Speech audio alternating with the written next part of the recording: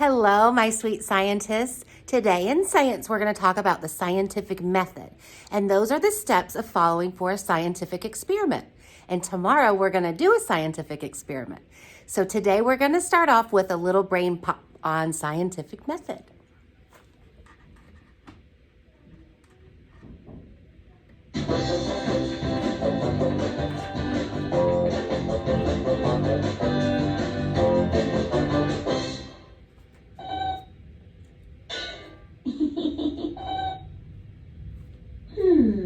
I know that magnets attract metal objects. I'm just not sure what kind of metal objects stick to magnets. That's cheating, Moby. We should do an experiment to find out what really sticks.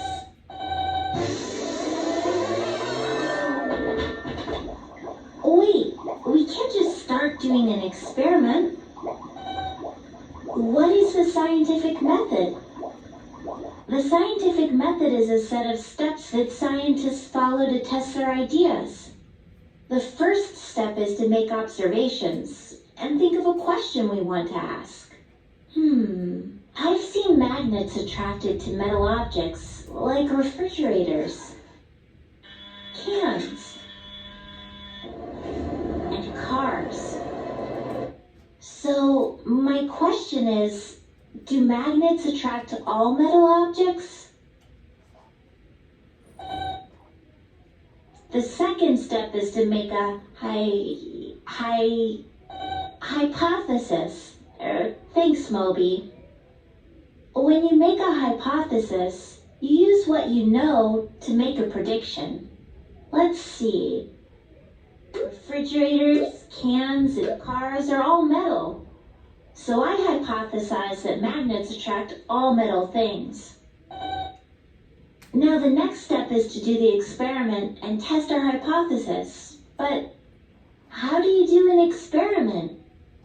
First, we need to plan our experiment. We're going to put different metal objects near the magnet and see if they all stick. Now we have to gather our materials. We have to test all of the objects in exactly the same way so we can get accurate results.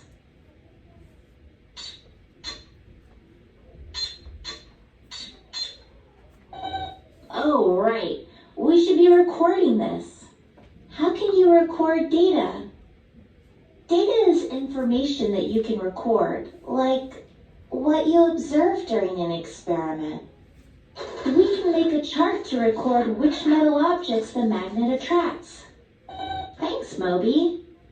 The magnet attracted the paperclip, nail, fork, and thumbtack. It did not attract the coins, keys, copper pot, or gold ring, but they're made of metal. Are you sure, Moby? I guess our hypothesis was not correct. But we still learned something. How do you draw a conclusion? The next step of the scientific method is to look at your data and draw a conclusion. Let's see. The magnet attracted some metal objects, but not all of them. The objects it attracted are made of iron or steel. Right.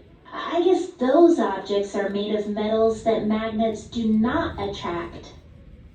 Like the coin is made of copper and the key is made of brass.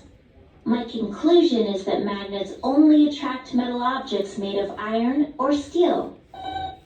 The last step of the scientific method is to share what you learned. I can't wait to show our experiment to the rest of the class.